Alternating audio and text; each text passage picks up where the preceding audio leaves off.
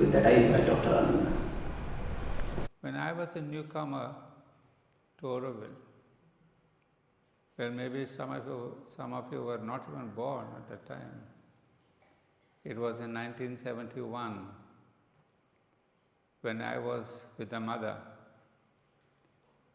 and I had told her that I would like to go to Auroville.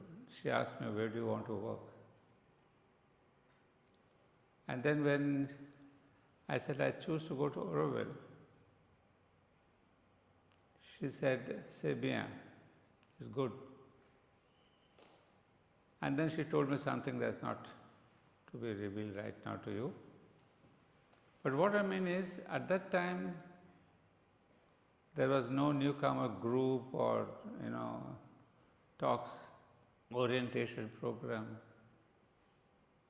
Because mother could really see the person, look at his aspiration, and see what she or he is wanting to contribute to Auroville. So she concentrated for a few seconds before answering me. And then when she answered me, c'est bien, and then I left her. I was in my mother's room at that time. So that was the beginning of my journey to Auroville. And I was so elated that the mother had sanctioned and approved my coming to Auroville, that on that day, I still remember I walked the 7 kilometers from Pondicherry to Aspiration. As I said, I felt, as the movie was telling you, I was trying to walk to a new world. I felt this is a new world and I'm going to participate in that. And that was the inspiration. And what is that? You see, after that I was here for quite many years. But what guided me, led me to participate in Auroville and to work, I was in the education department at that time, was something that we are hearing from Aurobindo here, his idea about India, that there is an ideal for which we come to Auroville. And it is that must guide our lives. I'm telling you that particularly because on the physical, mental, vital level, there are lots of problems. But the only thing that guides us through, takes us through, is that living ideal. So, I'm not going to narrate because those times, as you can imagine, almost 55 years, 56 years back, when we were the pioneers of Auroville, there was hardly anything. There's just a school structure, and we had our 10 feet by 10 feet room, a hut in fact, and the food in the initial days used to come from Pondicherry. So those are different times. I cannot imagine those times now. The things have changed immensely. It has gone through a lot of struggles. I know that because I live in Pondicherry, so I know every development or problem that come about. After I left in Auroville in 1977 or 78, I continued to serve Auroville, to be connected with Auroville through education, and that's precisely, I was a very important participant of this place, Savitri Bhavan. Of course, those days the Savitri Bhavan did not have these buildings. We started our venture in small hutments. What is important is not the hutment or the physical structure. Again, as I told you, it was the ideal.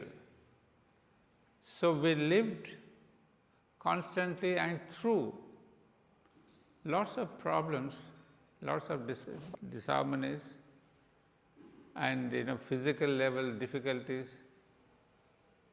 But I still remember it was always the mother's ideal. In fact, this is what I brought you, what she said. I mean, these are the things that we have read in those times, and still I remember what the mother said. There should be somewhere upon earth a place that no nation could claim as its sole property, wrote the mother in 1954. A place where all human beings of goodwill, sincere in their aspiration, could live freely as citizens of the world, obeying one single authority, that of the Supreme Truth. You see, when I'm talking about the ideal, this is the ideal that we had, at least I had in front of my mind. The two things that you see here, that first of all, that no nation could claim as its sole property. Well, those days I really believed, how can there be a place which does not belong to any nation, or the place or the country in which it is placed? Would it be India or America or England, doesn't matter, but it belongs to a country. But mother means something else, that no nation could claim. You see, geographically, politically, we may belong to one country, but there should not be a governance by that nation to say, no, Auroville is mine. That was very clear. And then secondly, a place where all human beings of goodwill, sincere in their aspiration, could live freely as citizens of the world. You see, what an incredible idea.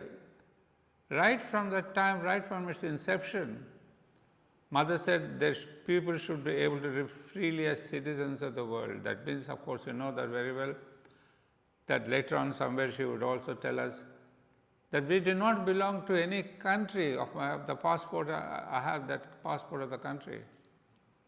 So that is the first thing we sort of, pack up all the passports and say, no, I do not belong to this country or that country. I am a citizen of the world. Right from the beginning, she tells, we are citizens of the world and not a particular country, particular religion, particular caste or creed.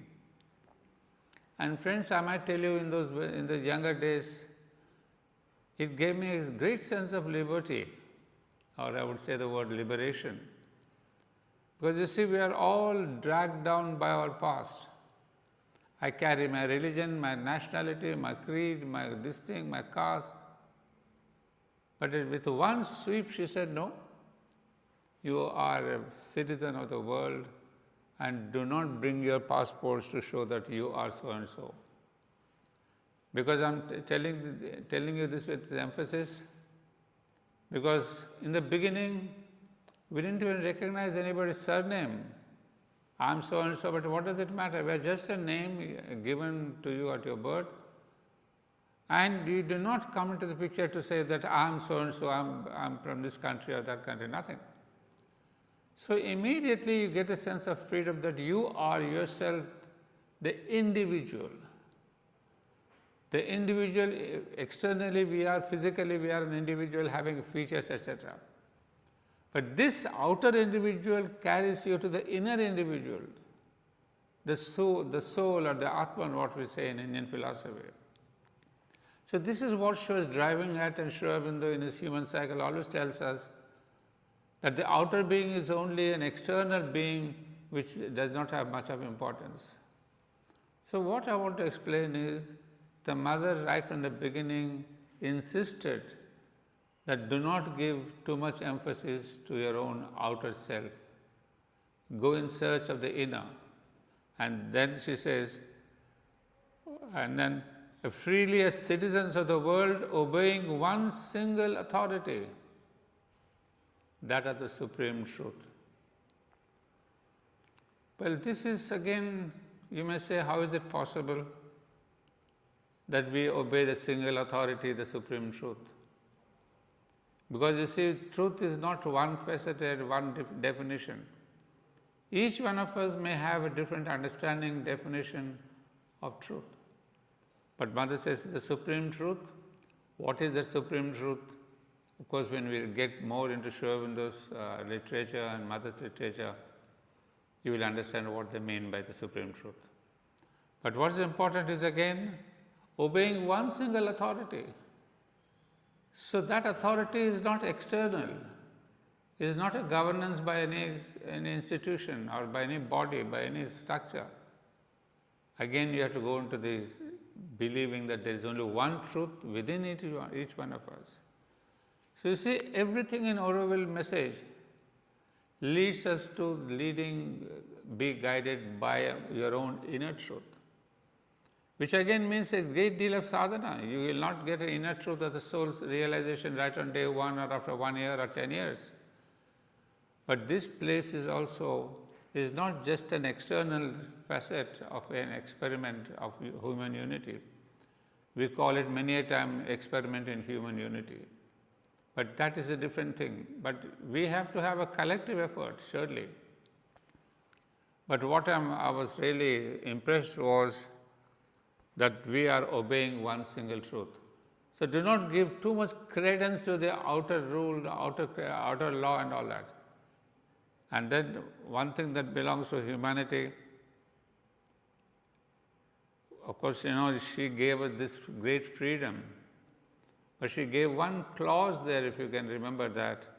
Auroville belongs to humanity as a whole. You must have read this before. But to stay in Auroville, one must be a willing servitor of the divine consciousness. You see, you might have read it 100 times, these sentences or these messages. But if this message is not alive with you every day and every hour of the day, then you will not be able to participate in this venture.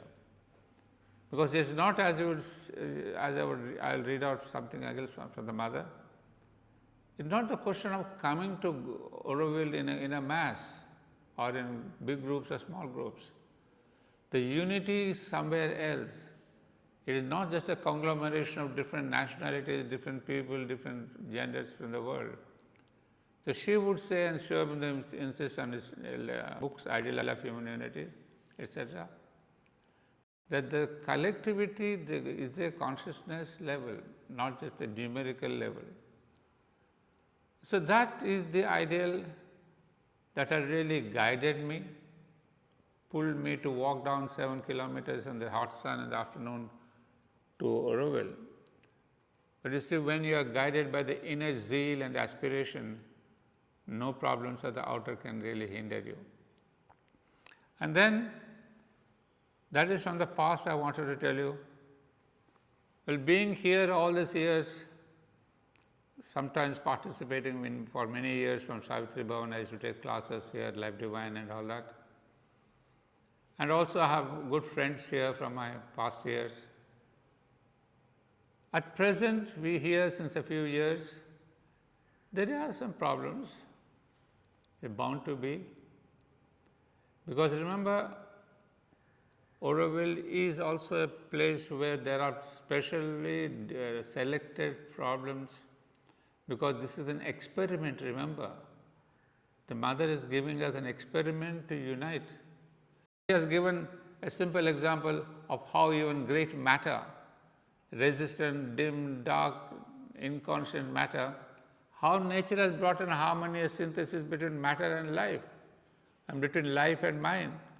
So he says this has been nature's own process, and that is one thing that very much applies in Auroville, because I've seen dozens of problems, but there have been always oppositions. It never been a single full time, all the 2,000 participants deciding on one thing, no.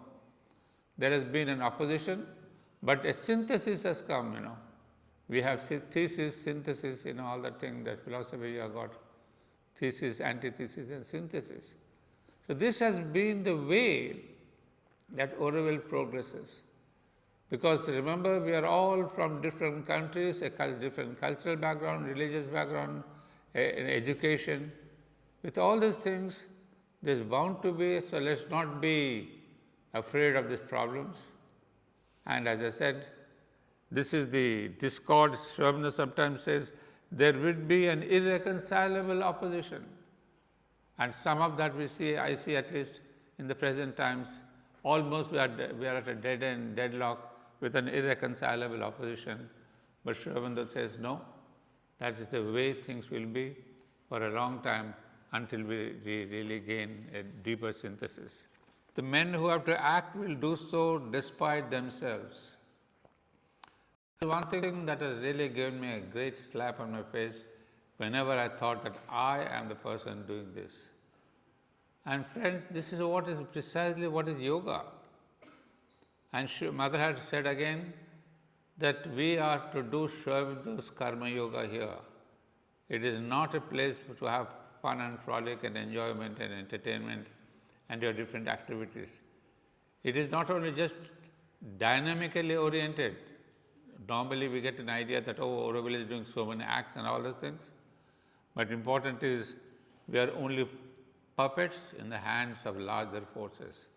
So that keeps our ego down. And this is precisely the beginning of yoga, integral yoga.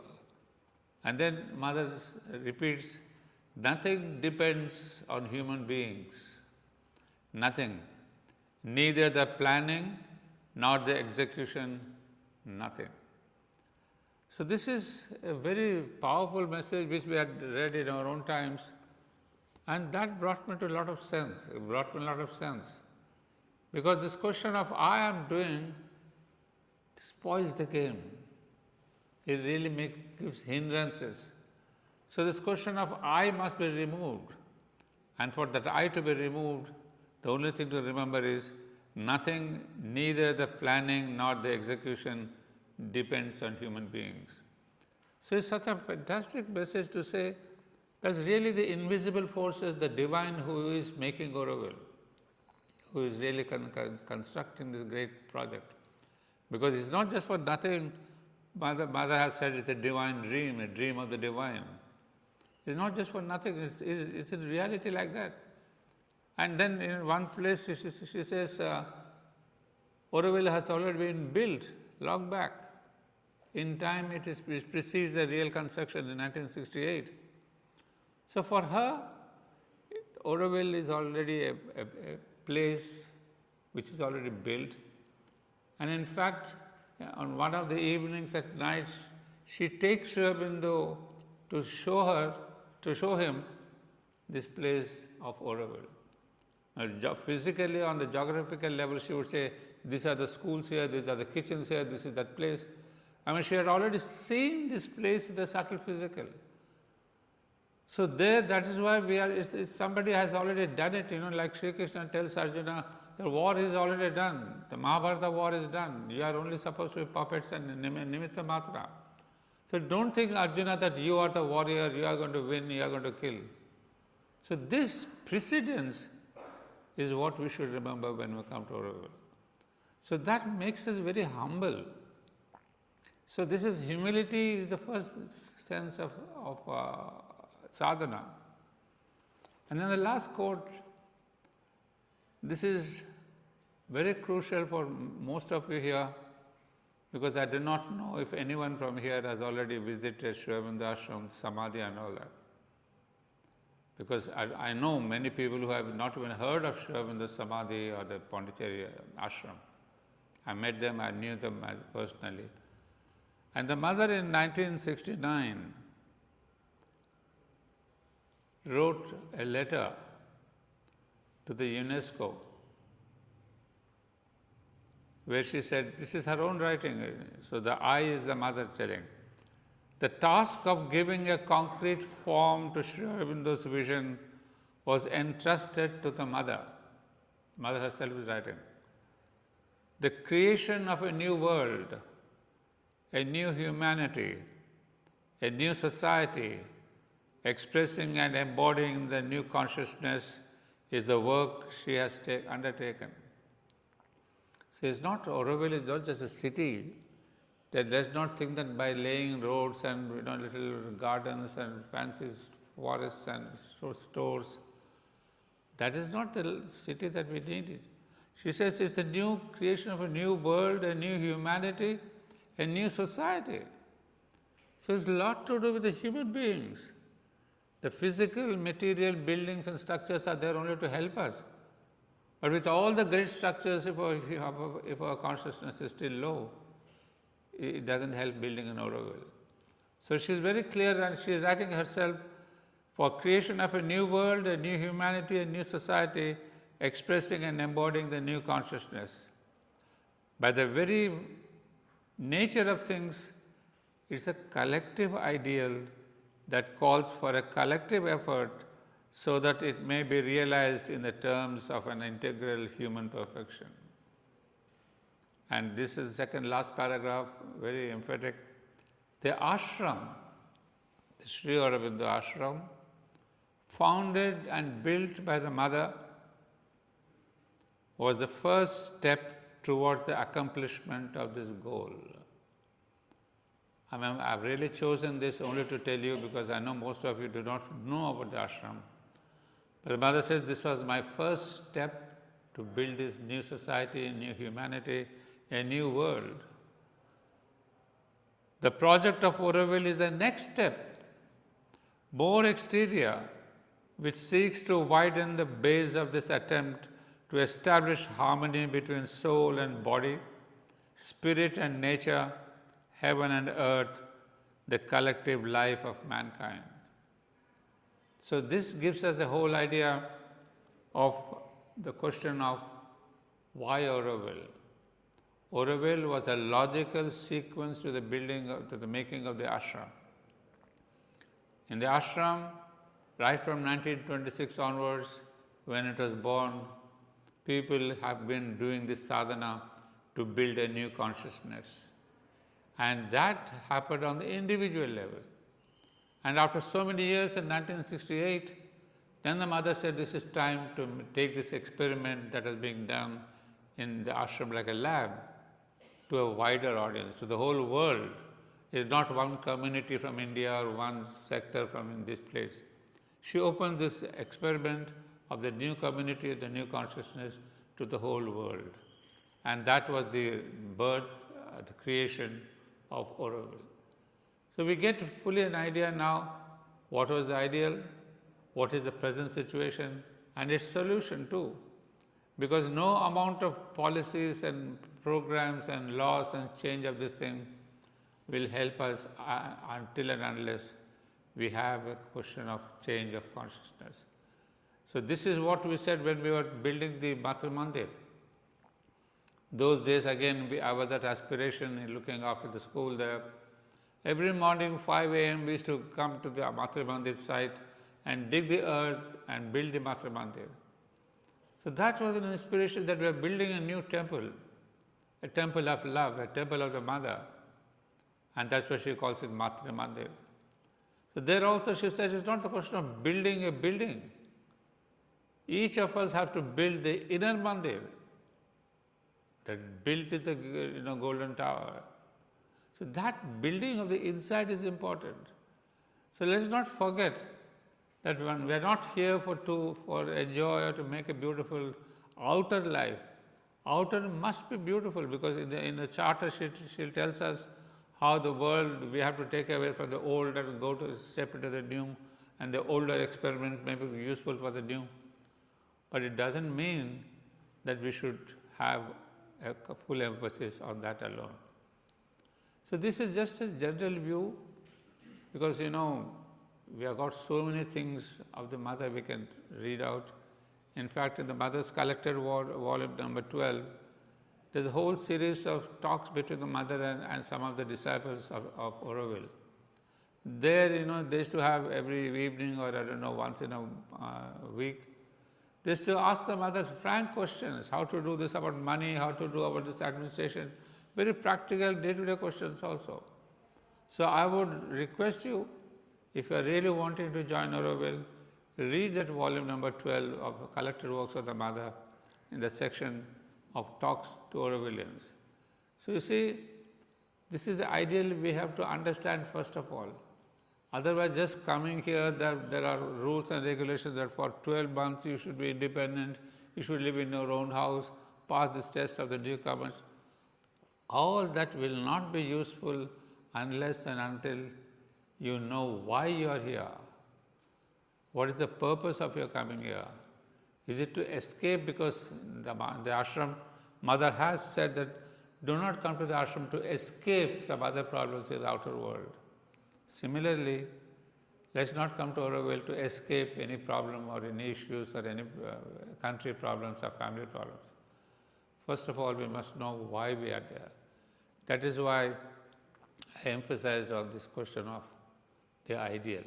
Afterwards, there are many practical things of which I am not aware, because I have not participated in the day-to-day happenings of Auroville. I concentrated a lot in education, some classes of Auroville's literature, and the outer developments I have been following in this beautiful journal, Auroville Today, from where we got to know all the outer developments of Auroville. But friends, this is the minimum, the shortest thing I can tell you, that follow your ideal and the ideal given to us by the Mother, where we have to follow the supreme truth and not be cowed down by any external rules which could be false, which could be untrue, which could be coercive. But then the question is, because I remember in one of the talks she said, there was a question about the hierarchy, that will there be a hierarchy in Auroville? You know, hierarchy, you all know what it means. But Mother said, no. There will be a hierarchy of consciousness here, not of positions and given power, this person and so, this. Like we have in the outside world, we have the hierarchy of, this chief minister, that minister. Nothing of the external. She said there will be a hierarchy of consciousness. So those who we had an example to give you from the ashram itself. There's some individuals in the ashram who really leaped very high in consciousness. And the whole community of the ashram respected them much more and obeyed them much more. When the mother was not there physically, we used to go to that person for guidance, because on the level of the consciousness, that person was higher than others, and we could take guidance and advice. So that's the kind of the hierarchy of consciousness that will be there in Auroville. She even looked for that. But one thing, friends, it's a thing, you see, even at the individual level, ashram has taken a long time to build itself. But she said on one place, the collective consciousness of the ashram has not yet risen high. And I think for that she built Auroville, where on the collective consciousness, she said, let us experiment and see, invite the whole world. So I would like to stop there and see later on if your questions are there. But this collective level is an immensely important thing, but it's a time-taking factor. In fact, in one of the talks, she would say, Auroville may take 100 years, as to somebody she said it may take 400 years, somebody may say 200 years, but in her own words she says it may take 1,000 years. So it's not a matter of time that we have to build this building, Savitri Bhavan or Matri Bhavan, Matri Mandir. These are the outer things. But the true consciousness of the collective life, she says, it will take a long time. And from that I gather that Auroville is not only an experiment in human unity, but it is an experiment simultaneously to gain unity within oneself. Because she also mentions very clearly, unless and until you find the unity with your own Atman or the soul or the psychic being, you cannot achieve unity on the outer level, the human level or the nation level. So this is the link between the inner and the outer, between the Atman, the realization of your soul, and the realization of the nation soul. These are all interlinked. Let's not think, oh, I'm not an ashram, my soul, yoga is different, I have to look into the world unity. No. She says, first find unity within yourself, and then only you will be able to find the unity outside. What can we do to come into alignment as a collective for human unity? What is a group soul? What does collective mean? Well, the very fundamental questions that you have given, both require, I think, I don't know how much you have read of Aurobindo and the Mother, but one thing let us understand, that this integral yoga is not a thing to be done. It's not a few 22 practices and 45 exercises to be done. It is integral yoga is a way of living. See, because a lot of people think, oh, I've been doing integral yoga last 15 years. But exactly, in fact, to give you an answer directly from the mother, a disciple of the ashram asked the same question to the mother. And then the mother asked him, what do you do? He said, Mother, in the morning I get up, I brush my teeth, I go to the samadhi, I do this. And then what do? I come to my office, I do my accounts and all. He said, you're not doing anything of yoga there. You're doing your own office work or for ego work or something. So these are not doing yoga. These are doing your duties. But then how do I do? But I have to go to my office, I have to look into accounts, I have to go to this, blah, blah, blah. He says, precisely. You do all these things except add me into your activities. That's the only littlest, smallest thing you can do. So you don't have to change your pattern of life and add new activities, new ambition, nothing. You are X, sorry, I don't know your name, but you are so and so. You are doing this work as an artist, as your labor or your skill. All these things have to be done because that is how the human being develops his own outer instrumentation. And that's the important word. You see, each one of us here, we have an instrument, either the mind or the life or aesthetics or the physical. She says, all this must be developed. Each one of us is given a particular instrument to develop oneself. That's number one, the first step. So do not disengage yourself from any activity that you are doing, number one. Number two, I'm giving you the answer that mother herself gave to this sadhak. She said, only add me, make me your partner. What normally in English we call sleeping partner. This is the sadhana partner. You make her parallel to your day-to-day work. Do not think that you have to go and meditate 28 hours in the morning or go to Matri Mandir 3 hours in the afternoon. No. You don't add to what you are doing. But things will develop later. But the first step, the beginner step, she says, only add me into your daily activities, make me your partner. And there was an incredible thing, because this gentleman said, Mother, I've read all the 32 volumes of Aurobindo and your 17 volumes. I said, so what? Have you added me? No. Then you have done nothing. Then you have lived an ordinary life, an ordinary man's life, everyone in the world is doing. But yoga is union. So that union you do with me. I will help you carry over your problems, your development. And then she gives a wonderful thing. You don't even worry about what you want to do, what you have to be. That is the beauty of the Mother and Aurobindo, when they take the personal guarantee of your soul's growth.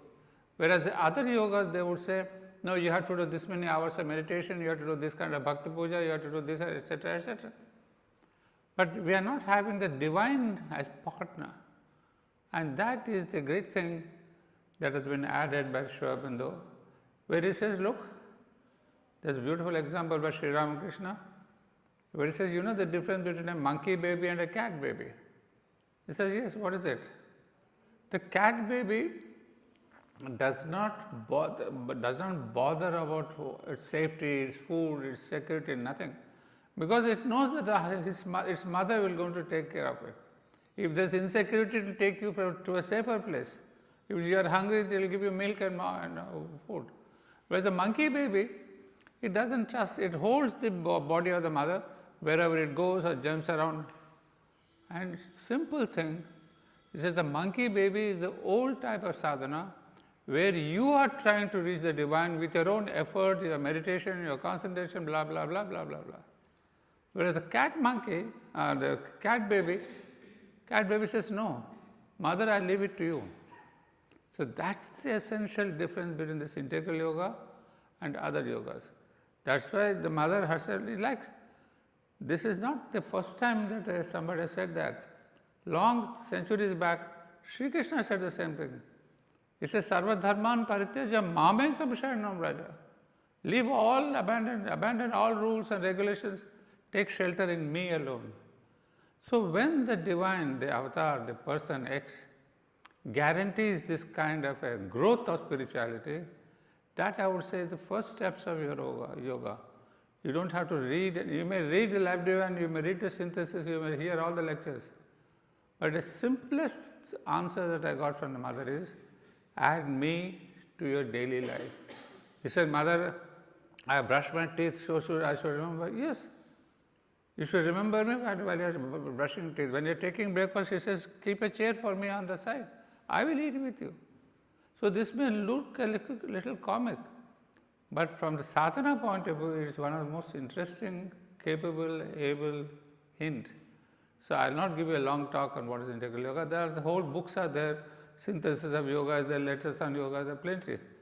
But you will be surprised, and maybe one day, within 5 days, you will close the volume and say, Dr. Reddy, I think I'm sorry, I cannot leave. So let us not aspire for a big thing, but then there will be a kind of a, what will develop is this day-to-day activity, this is day-to-day repetition, small things, big things. But then slowly you will see in you what kind of a growth spiritually, growth of a love for the divine. And this love for the divine is the essential thing, because without the love, you cannot surrender. Without surrender, you will not gain any knowledge or anything. Even for works where or Gita tells you to work, so that work also, why should you work for X? Unless you love that person. You work for your wife or your husband or your children. Why? Purely because of the love relation. So this keeping the divine as your partner is the first thing I would say that you should practice. This is what consciously you practice. Rest of the activities you are, in Hindi we call it bindas, don't bother. Just she will take care. Yeah. I'm sorry, we had a second question about collective consciousness. How to work collectively? What is collective? In Auroville, how is it also different from ashram? Listen, yoga is same as the Himalayas or Pondicherry or Auroville. We do yoga everywhere, the same thing. So yoga is not different here and different in ashram. It's that's why during my talk I told you, Sri Aurobindo Mother has mentioned clearly that at Auroville you have to practice Sri Aurobindo's karma yoga. Karma yoga means you focus on action, activities, works. Not the question of withdrawal into meditation, although we have the Matrimandira center, they are meant for center, as a concentration. Matrimandira is not meant for meditation. Breathe 30 minutes, 40 minutes concentration, you get out. But if you want to meditate, go under the banyan tree and do it. But the problem is, this is not what I was telling, this question of yoga being different here and there, please forget about it. Ashram, she has given the message which I read out, that in the ashram, try to imagine something in 1926, more than a century now, or almost a century this year.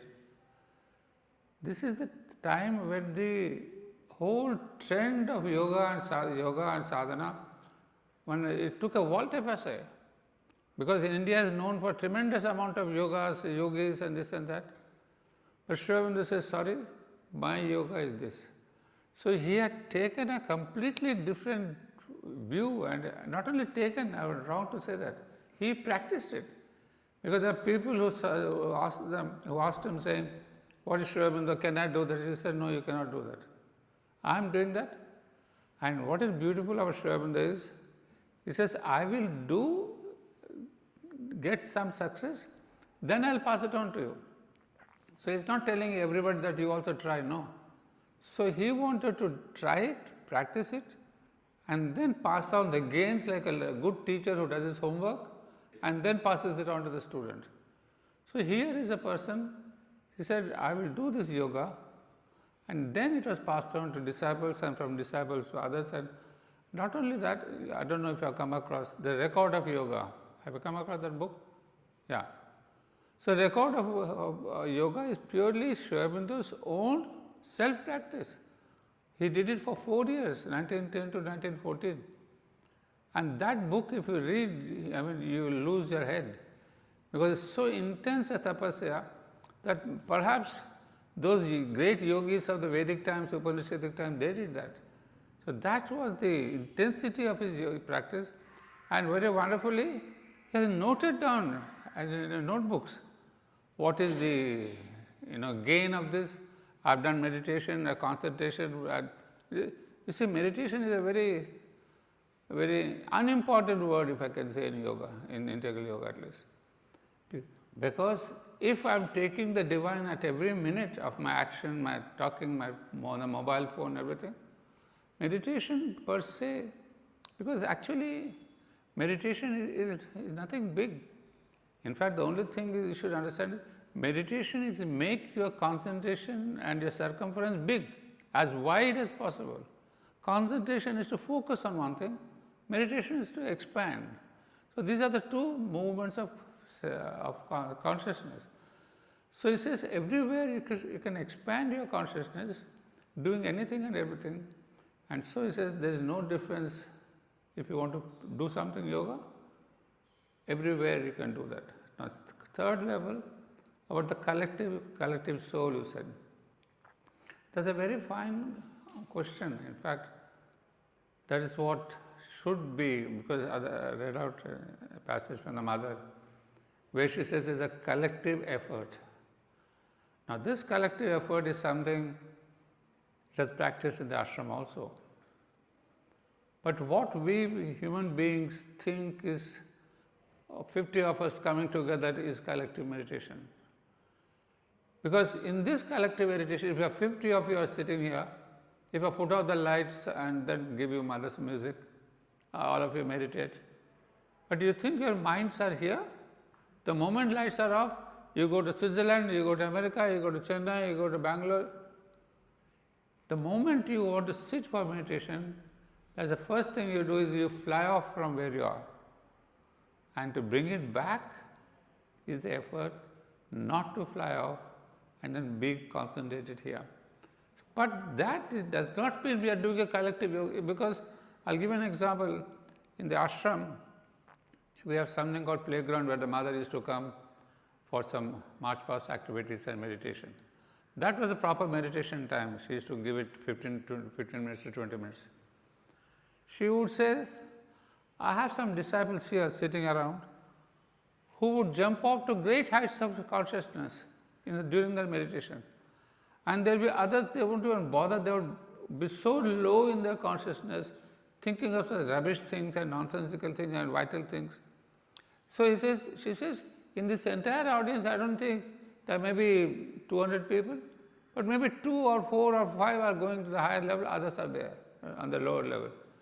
And she says, unfortunately, these lower level people will pull these higher people.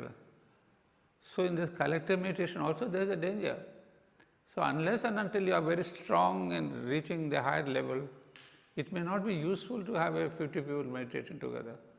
I would rather say, which has been told by the Sri Aurobindo thing, that you first of all work on yourself individually. And this is the secret of collective soul, the word that you have used. And I quoted the mother already. This is only by connecting your soul that you can connect other souls. By connecting your mind, I can connect with you in my mental level. Being on a very vital enjoyment, that kind of a lower level, I cannot connect with you. So what happens is, if I am on the mental level, I connect with you on the mental. If I am on the vital level, say for example, we go to a pub and we have drinks of 10 or 5 beers. What happens? Your friends also will do that. That means you are connected with your friends on the vital level. So this is the constant level of yoga. On the level that you are, you connect with the others. So if you want a soul connection, you have to work from the soul level. So what does it ultimately happen? Ultimately, the whole question is you have to connect your soul, and then only you can connect other souls. It's only the soul to soul connection is there. It's not mind to soul connection, it cannot be there. So when we ask the question of collective soul, it essentially leads to doing your individual sadhana. Do not please mistake, because we have done the same thing at Pondicherry Ashram, and Mother pointed out this exactly, that you people think that because there are all of 200 people coming for meditation. No, you have to do first your own work, and in that work of connecting, people have gone to their heights, people could not go this thing. So even all of you, I would say, you have 50 people, 30 people, Auroville there, I don't know how many people, there 700 people. The collective soul is connected only through your individual soul. So there's nothing called a collective soul. The collective effort is there, but that also secret is you are the secret of the connector. I mean, the whole of human cycle, ideal of humanity is the same thing. Individual and the collectivity, there are big chapters on that. So what is the meaning of this individual? Is this individual, not my Mr. Reddy, and so these are all external things. My external being can never connect with you. That's why we have quarrels, we have problems, we have issues. It's only when I have a deeper connection that I can connect with. I think I'm having too long. No, it's okay. Anand came in 71, I joined in 72, Shraddhavan, and we were a few teachers. That was the beginning of it. But I'm not talking about that. That's interesting. One day, Raksha, please call me one day. I'll tell you stories about those days. Last and call. yeah. But now what I'm going to say is, just for 2 minutes, interesting thing, because we also used to ask, when we joined first I came to the ashram, then Mother sent me here, what is it, this yoga sadhana? You were asking, what is it to be done at all? I'm sure Aurobindo is very difficult to understand, right? The first book that was given to us was Basis of Yoga, which is a small book but very tough. Okay. Then we were explained something very simply, that in Gita it is said, remember and offer. In our yoga also it is said, remember and offer, right? Remember who? Remember the divine. Whoever is your God, whether Krishna or Ganesha, or here we have Mother and Aurobindo, but people have, outside people, they have their own many gods and gurus and all. How do you remember a person? Mother says so beautifully. You can remember how when you become friend with another person, a boy or a girl, then you fall in love. When you fall in love, what happens? You want to know what that person wants. What is his likes and dislikes? Things like that. And you want to know more about that person, isn't it? Just likewise, even about God, it is the same thing. Don't think God is away from you or anything of that. So beautifully, she says, and like a friend, or also like a sister, whatever you want to think. But then you have to, what are the process of falling in love? First she says, and then once you fall in love, or while falling in love, then you remember the person. And now that this is God, so you offer. We are supposed to offer. Now, don't ask me why offer. That later. So remember and offer. You tell. So we were told and we were taught to speak to God. Okay, you speak to the God. Now I have come by a taxi. I have a back problem. So I told the driver, I have a little back problem. Don't go very fast, okay? Then I told the mother, Mom, it's a new taxi driver. He has come from Auroville. Okay, see to it that he drives well. And there have been times when Mother has said that you just offer me. Your hands will be yours, but I will drive you. Literally, God does that. So we have been doing, and I'm talking about my early 20s. And this month on Christmas, my birthday, I'm turning 80. So you can imagine the travel that we have done is the easiest way is the easiest way, because it is the divine that, takes us by our finger, by our hand, from stage to stage, what we have to do, what we have to become. Progress is, yes, Mother says, our life is for progress, but what do we know about what progress I have to make?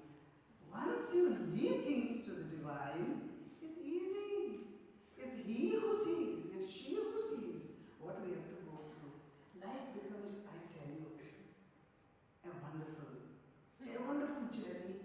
And we have to go through all obstacles. Everything will come, no doubt about it. Nobody will spare at all. Life journey is life journey. Whatever we have to do. In fact, the difficult Auroville's life is a struggle. Comparatively, I know. But that's also equally an opportunity to grow from within. It's interesting. So just keep talking to God. Every damn thing. My key is lost. I don't know, I'm not finding my key. Where is my key? Why do you do that? Why do you play such tricks with me? Absolutely like your best friend. She says, really, so beautifully. Another day I'll speak. What do? I crossed 5 o'clock. How do we go about it? Some of you may have other commitments. If you want to just ask a question, maybe we can respond to you by email later. If you want to just register it, if you're getting late. I can respond on the voicemail. On the voicemail, I can respond to the questions. Yes, so you can register your question. We can maybe ask him to record it and we'll send it to you. Yes, other groups, please. Maybe just a question, and if it's a short answer, you can give it right away. Other groups? Yes. Oh, okay. This might overshoot the time limit, but in totality, when I was thinking of what question to ask or which one, I would like to go through the works of Sri Aurobindo and the Mother, and focusing on integral yoga. How would you sum up, if it's possible, what is the purpose of human life? Sorry. We'll send you a long recording. Okay. Anyone else?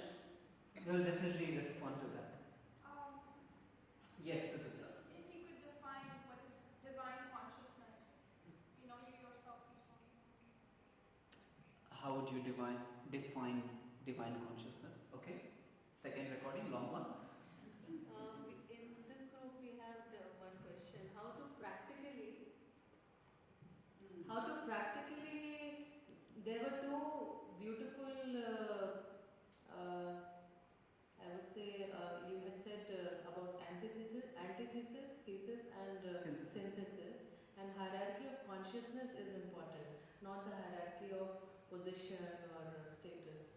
So in practice, these two is, all of us felt that we find it difficult to practice it here when it comes as a challenge and it is not practiced. But this is the path to progress. So what should we do? How to practice it? At one place, Aurobindo has said, we live a span of 60 years, 70 years, 80 years, 100 years, whatever it is. If there is any tragedy, he says, there is no tragedy in our life except one.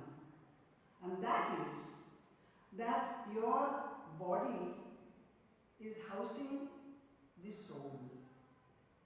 Right? That is the innermost determining power, the soul that has chosen to come down into each one of us, right?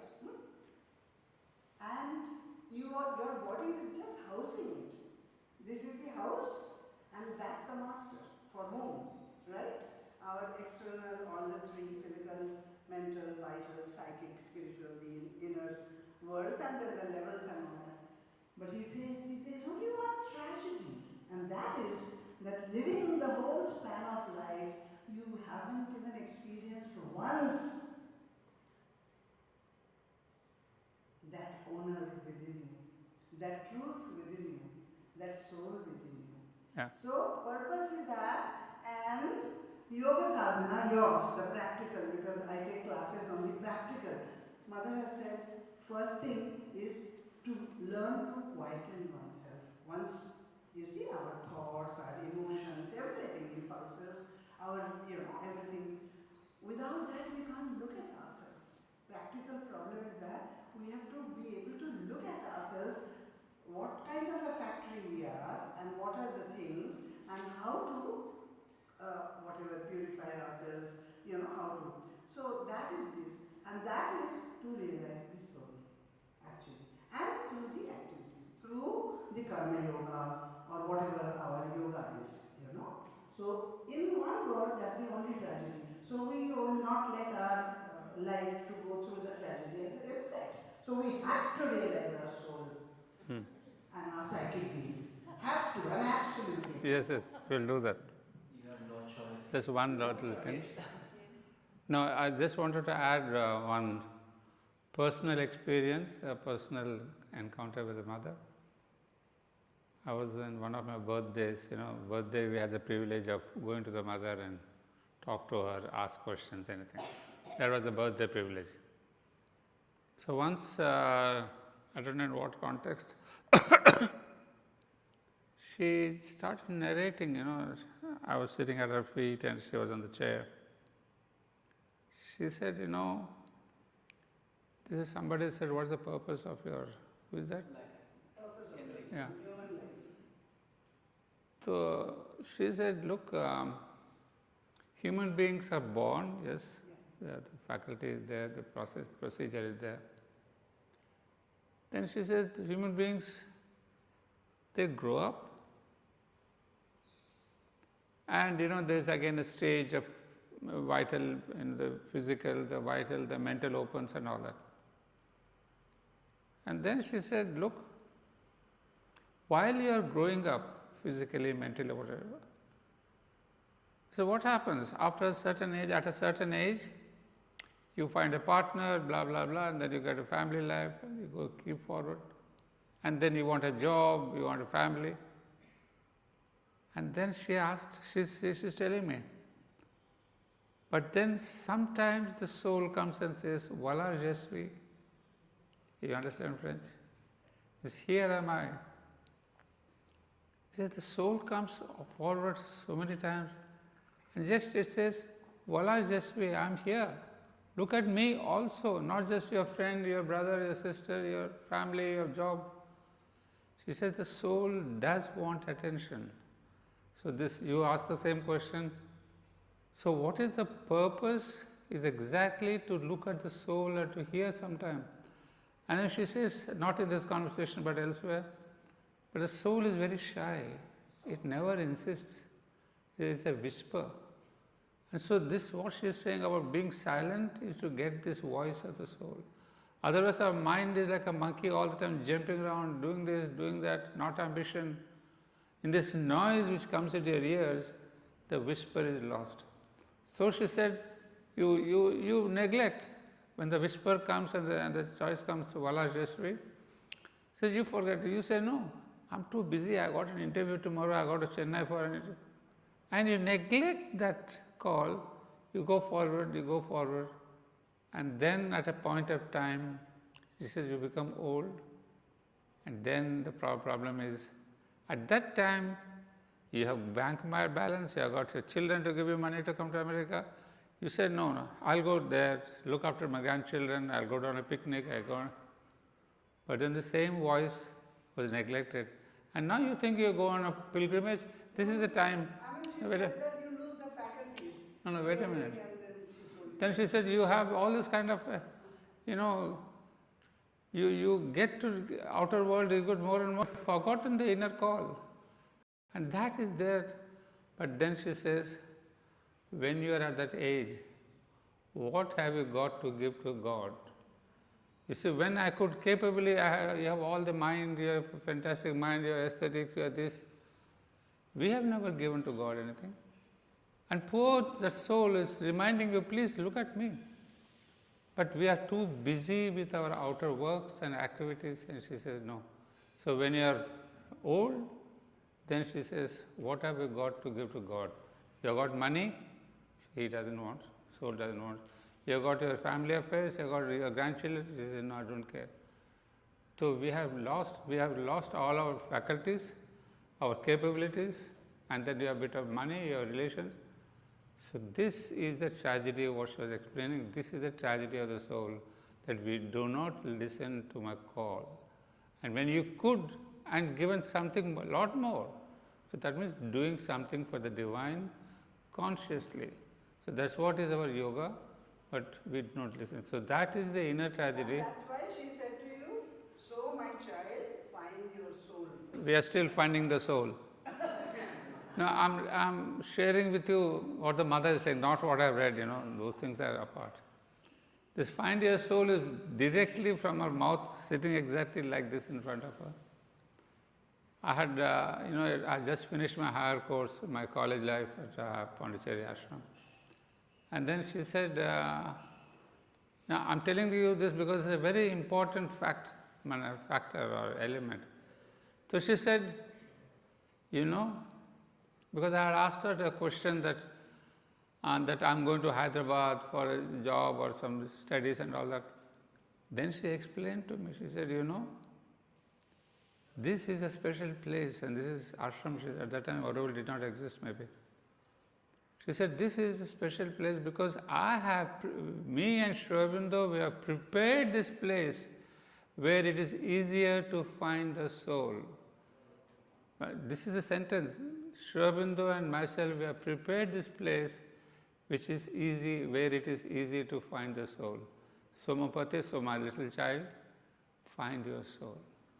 So that's the last word she gave, 1969 or 68. Sorry. Thank you again. Thank you.